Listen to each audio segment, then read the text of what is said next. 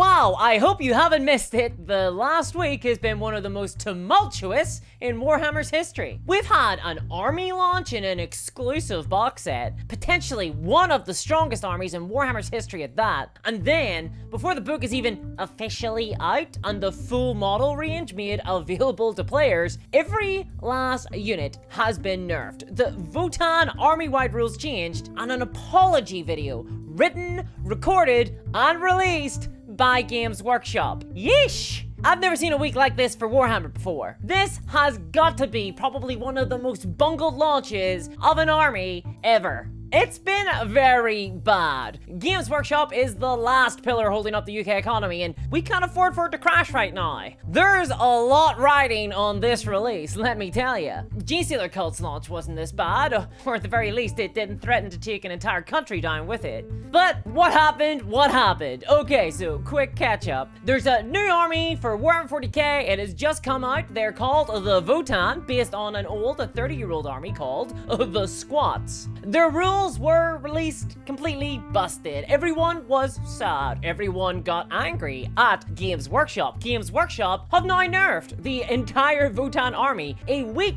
after the early access release and before the official release of the army, and apologized to customers for messing up. So, big headline, right? Games Workshop apologizes to customers. They're being the bigger man. They're making big changes, making things better for customers, right? Right? Sort of, not really. So, firstly, okay, good that they apologized and acknowledged that there was a problem, I suppose. There is something to be said for owning up to things. It's why we have so many inquiries in the UK. It's because politicians love to own up to things. If this had have been like 10 years ago, we wouldn't have heard a peep from Games Workshop. Votann would just be broken, and that would be Warhammer 40k now. Snap your ticket, enjoy the ride. At least, Games Workshop are no longer run by a gaggle of mummies trapped away in a tomb somewhere, completely oblivious to what's going on in their game. But I gotta say, the apology rings pretty hollow for me. Games Workshop are a conglomerate. They are a corporation. They can't give a sincere apology. I'm so sorry. The recorded video the Games Workshop issued last week, which admittedly did have a couple of bangers in it, and I'm notorious for having an incredible sense of humor, so you know it must have been good. They did say sorry in a jokey way. They made light of the situation and approached it with a gentle care that only a clown could bring. Pagliacci would be proud. But, well, who cares? This is a manufactured facsimile of an apology. I don't see it as a meaningful gesture, it's simply performative. What I do care about is whether the decision makers at Games Workshop have identified the issue at hand and learned not to repeat this mistake. In other words, the nerf to the Votann is all well and good. What I really want is a substantial change that would prevent this from happening again. A pretty reasonable request, you might imagine. But whether Games Workshop will do so or not is as clear to me right now as my toilet bowl during St. Patrick's Day. The joke is that it's filled with vomit, not poop, so it's not a gross joke. It's very family friendly. Sorry for spoiling your cereal. Because unfortunately, Games Workshop gave an explanation as to how this all happened and how the Votann got to be the way that they are. And their explanation is that the Votann are basically the 7th bad answer in a crossword puzzle. The feeling of the Votann's design, the poor decisions that led to this design, are interlinked with how Games Workshop distribute their rules in a way that explaining one requires the explanation of the other. There is not a single reason for why the Votann got to be here in such a bad state, but a series of codependent problems that ultimately are rooted in the insurmountable mistake that is the codex system. This means, therefore, that Games Workshop can't actually promise that this won't happen again. It's just not in their power. Not with how they currently design their game. Oh, so not a great apology, really. Let's back up. Here's what Games Workshop actually said. Here is their explanation for how the Votann got to be the way they are. Caveat here, you're going to hear a silly voice. Just ignore that. I would never dream of having fun in a video. We're here for nothing but negativity after all. I do not want to see a smile. I'm looking at you, Kevin. Talking to you. Okay, so Games Workshop say, Warhammer 40k is a big and complex game with lots of factors to account for, and codexes are usually sent off for printing a good few months ahead of publication. In practice, this means it's not always clear what kind of competitive environment a new book would drop into. In this instance, the army was tested against other recent books like Eldari and Tyranids, many of which have seen their own points increases and rules adjustments since their release to align with the wider game.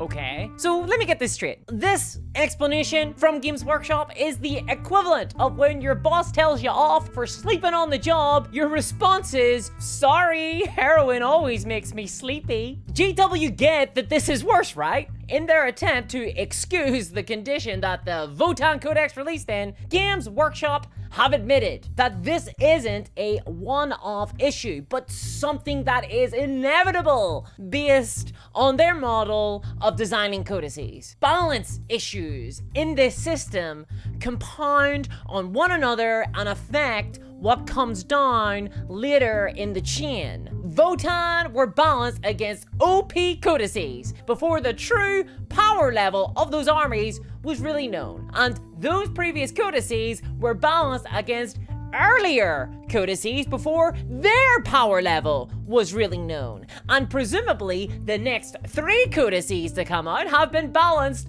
against the absurdly broken pre-nerf Votann Codex. So then, it is safe to assume that when the Imperial Guard Codex comes out next month, the average guardsman will be able to wear a Space Marine like a cock ring. Did no one play a game of the new Votann against the, I don't know, Space Marine Codex and think, huh, these feel a bit strong? But oh no, you've run into the problem that if you nerf them, they're not going to be good enough to deal with the Eldari. Here's a note, maybe the Eldari are at a power level that's too high for the game. This is Turtles all the way down, an infinite regress. The balance problems are compounding on balance problems. This, ladies and gentlemen, is exponential power creep.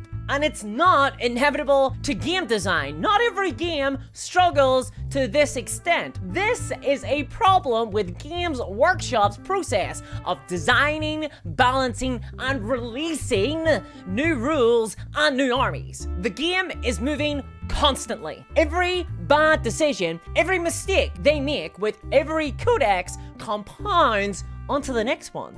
And they don't have the ability to identify or fix these problems in the time frame that they are given. Games Workshop were working on this Votann Codex before the Eldari Codex was out with the general public, pre-nerf. And this is because, firstly, Games Workshop's rate of releases is absurd. They have a new codex coming out every few months. And though that is far too fast, they can't do it any other way if they want a new edition of Warhammer to come out every 3 years. Which, to the boys in the money side of the business, is as certain as my inability to not click the worst kinds of movies on Amazon Prime when they are presented to me. Why does this movie exist? Why? Why did I watch it all? There's just too many armies to release codices any slower within the current paradigm. And now we've added the Votann on top of that. Another army in Warhammer 40k. This puts a ton of pressure on the game designers to eke out an interesting design space for each new army really fast. It's like being asked to solve the world's hardest Rubik's Cube over and over, but each time you complete one, a new side gets added. Also, it needs to be done for tomorrow. Expect more problems. Secondly, there's a huge lead-in time to codices, so the rules need to be put in place extremely early in the process of the design, meaning that the impact of codices on the community aren't known by the designers fully when they're planning future content. Codices are physical products. They need to be sent to the printers months in advance, which means that any problems like this, say, I don't know, for example, that it turns out you've gotten the power level of your last 3 armies completely wrong, and it turns out that they blot out the sun, they can't be changed. They're already sent to the printers. And these issues would be hell for the best game designers in the entire world. And I don't want to be mean, but Games Workshop do not have the best game designers in the entire world. Because every time one of them gets really good, they leave the corporation to form their own company because they're fed up with Games Workshop shit. Games Workshop consistently bleed talent. People leave that company all the time. And who can blame them? Games Workshop don't treat their creative employees very well. It's a mill for games. New products are just expected to be churned out every few months, regardless of their value. The season model, for example, is a vapid marketing grift designed to produce slop so people continue to funnel money towards GW via another revenue stream. So get to work, designers, crack that whip! It's just an excuse to create product. Games Workshop run their games division like a call center. Designers are judged on metrics like how much money a product made, how much volume was sold, and not on whether the game is fun or good. And this leads to an unstable system where the power level of armies is consistently wonky and they need to be tweaked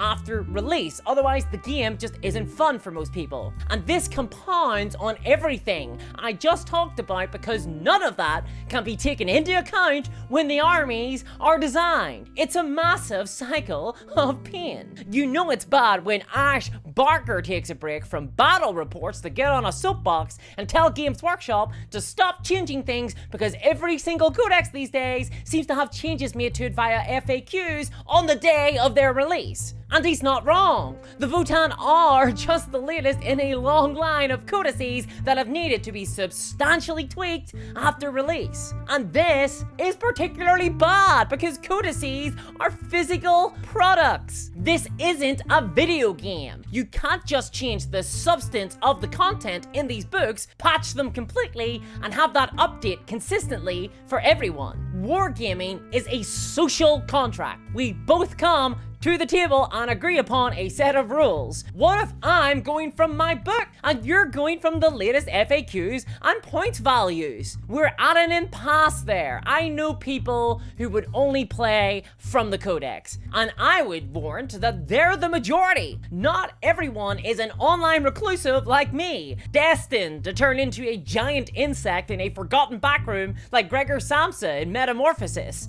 I just want to be a bug! To most casual players who buy the book and move on, the Votann are just as busted today as they were last week. This change does nothing. And who can blame them? These books, they're $55! People pay money for these. They expect a finished good. Warhammer is, after all, a premium product. In theory, it should be more robust and consistent than the rules you made for your custom Space Marine chapter at the Warhammer Club back when you were 15. In a sense, it's not really feasible or acceptable to make changes to codices after release. Now don't get me wrong, I understand the necessity for it. The rules for Votann were broken. The army wasn't balanced. It would lead to tons of feel-bad moments for players. 100%, that needs to be stopped. But releasing a book to then immediately render the text incorrect is not just the result of incompetence. It's inevitable in a system where you're releasing physical books in the way the Games Workshop do. I'm afraid to say that unless something fundamental changes, a fair, fun game is an almost impossible task for Games Workshop. One that they have now kind of admitted to, whether they know it or not. And really, they can't hide it anymore. The Votann screw-up was pretty big. It was very visible as a mess. This is going to go down in Warhammer history. The Squatch relaunched in such ignominy. It's basically the RoboCop remake. That movie really did not understand what was good about the original. So maybe this was the best thing to happen to Games Workshop. It's a massive, colossal fuck-up that will hopefully maybe lead to some introspection about their design process. Perhaps this will be the impetus to a fundamental change in how the rules of Warhammer are distributed. Perhaps Games Workshop will treat the cause of this Votann mess rather than simply treat the symptoms. Will the Votan f***up lead to a change from physical codices to online rules? Why not release all the army rules in an online repository, just like Warcry and Kill Team, and the Batman miniature game, and Star Wars Legion, and A Song of Ice and Fire? Okay. Basically, the vast majority of other major war games. I mean, you know what this looks like, right? Most people do. Something that is available to everybody without needing to buy a codex. A living database that can be updated and tweaked without incident or people asking for refunds. We have cars that can kind of drive themselves right now, and Games Workshop can't release a PDF. So why not? Why haven't Games Workshop kept up with a lot of their wargame competitors and already created an online repository? Well, it's because Games Workshop as a company is addicted to the hype cycle and the profit that it creates. They're not incentivized to create an online repository. A codex release every month or two is an excuse to drum up marketing, get people interested in a new army, to spam their email inboxes with pictures of pretty models, or just really old ones in the cases of any army other than Space Marines, and to have people buy a new combat patrol, a new box of plastic that will, in the majority of cases, inevitably go straight into a pile of shame. They're selling limited edition codices now, bundling them in exclusive army boxes early, as the codex system is displaying its fucking arse for everyone to see, and the crack in the system is more evident than ever. Games Workshop have become more reliant on sales of codices than at any time in their entire history. In fact, Games Workshop have doubled down on physical books with the season model. To me, it looks like Games Workshop are a junkie addicted to hype. So maybe it's time we staged an intervention. Because the question is, what do we as a community, as a customer base, value more? Games Workshop's marketing opportunities or a coherent, competent game?